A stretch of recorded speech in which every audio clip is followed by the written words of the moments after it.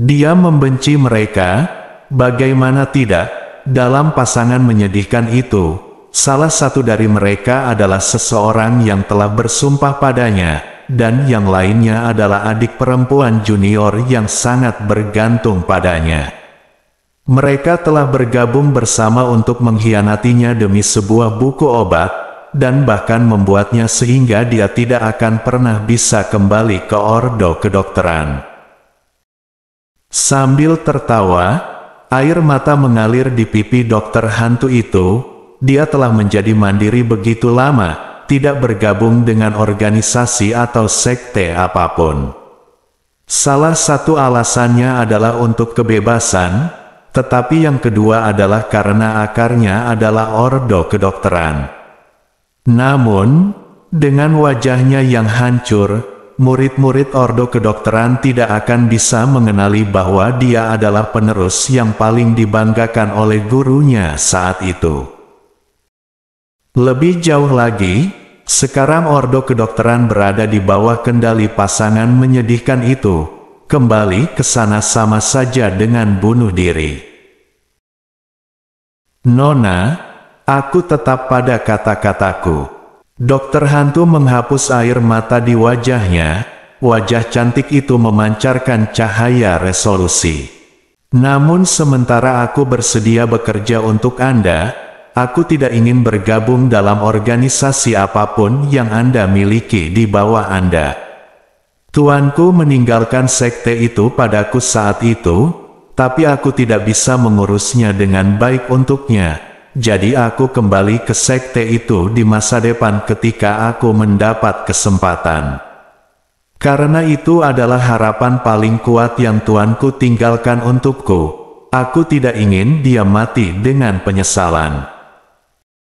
Guru Woyun tersenyum. Dia tidak menyangka bahwa dokter hantu akan menjadi seseorang yang sangat menghargai hubungan dan kesetiaan. Orang seperti ini adalah yang dia butuhkan.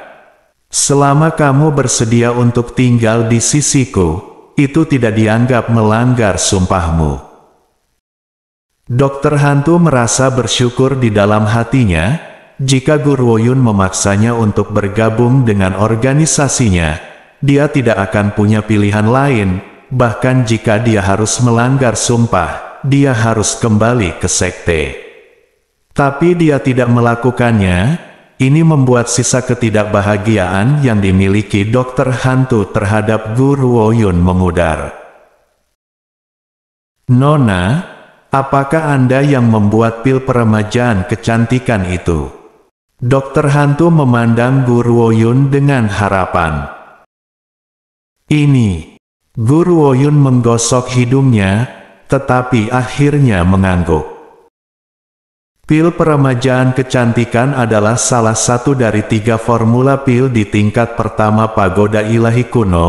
Memikirkan desas-desus yang dimiliki daratan tentang dokter hantu, dia telah menyiapkan pil ini. Untungnya, dokter hantu pada akhirnya bergabung dengannya. Nona, apakah Anda benar-benar memperbaiki pil ini? Mata dokter hantu berbinar. Jika aku tidak salah, itu adalah pil legendaris. Meskipun pil itu tidak banyak berguna bagi para pembudidaya, tetapi para wanita di dunia ini pasti tidak akan menyia-nyiakannya. Jika kita memasang pil itu untuk dilelang, kita pasti akan menghasilkan banyak uang. Lelang? Hati Guru Woyun bergetar. Mengapa dia tidak memikirkan itu, terutama karena dia kekurangan keuangan akhir-akhir ini.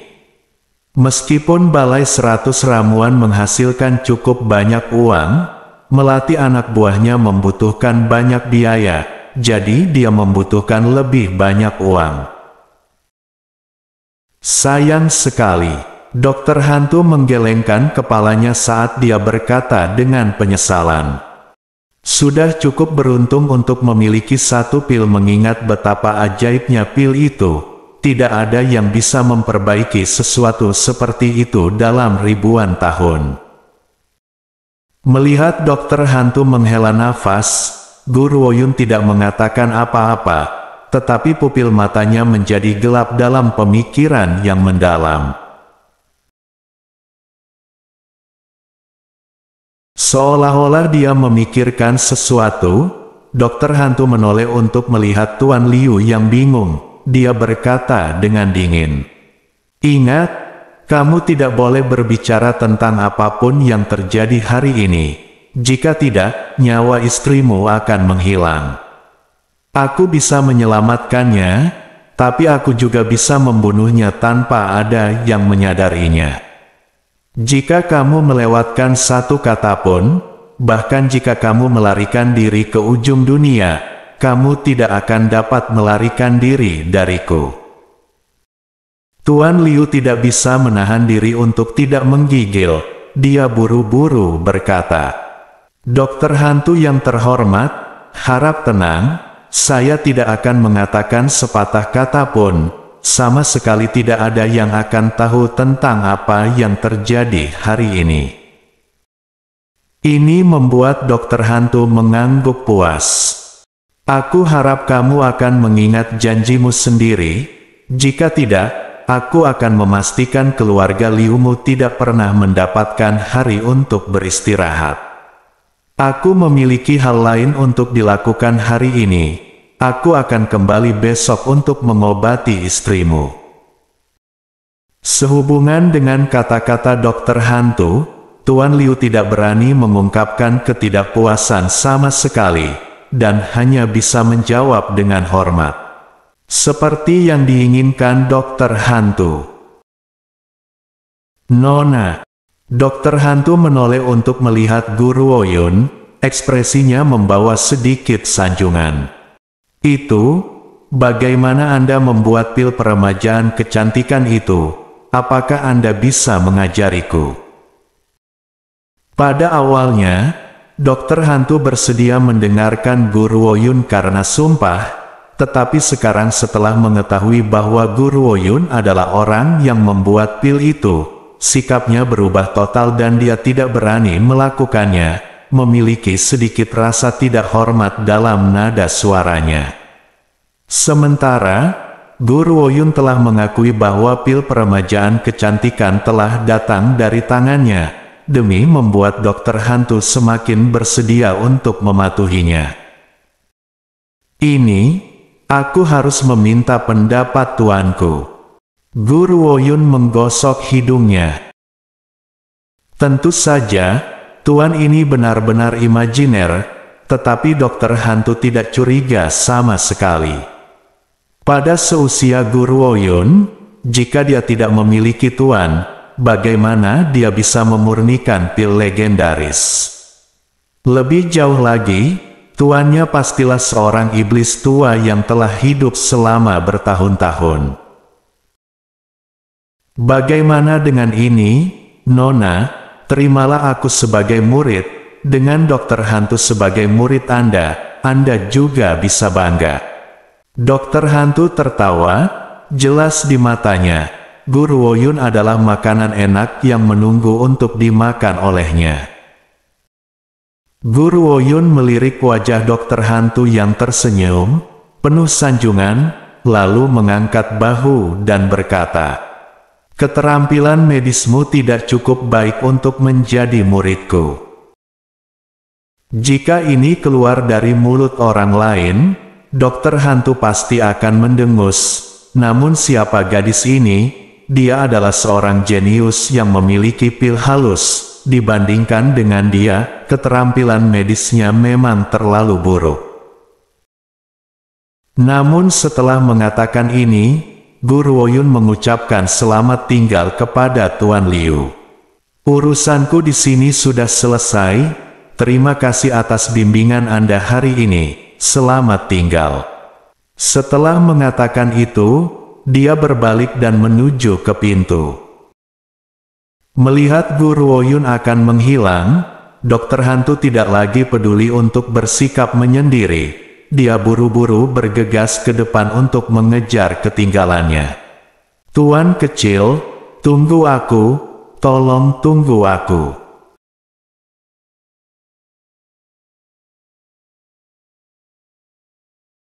Pada saat ini di halaman kekaisaran, selir kekaisaran Ling berbaring malas di kursi malas, tanpa sadar bertanya kepada pelayan istana di sisinya.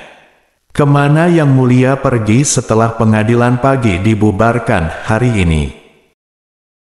Pelayan istana menjawab dengan hormat.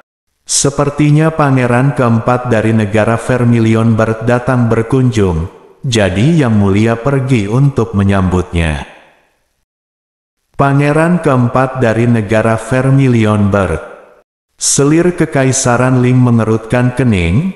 Pada saat ini, sebuah suara terdengar dari luar pintu.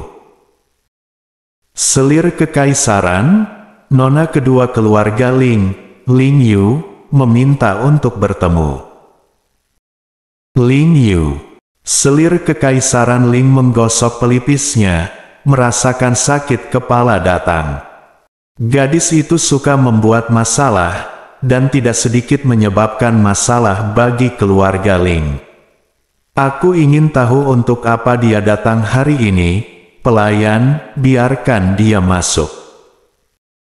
Tepat setelah dia selesai mengatakannya, angin sepoi-sepoi yang harum disertai dengan suara tangisan masuk dari luar aula.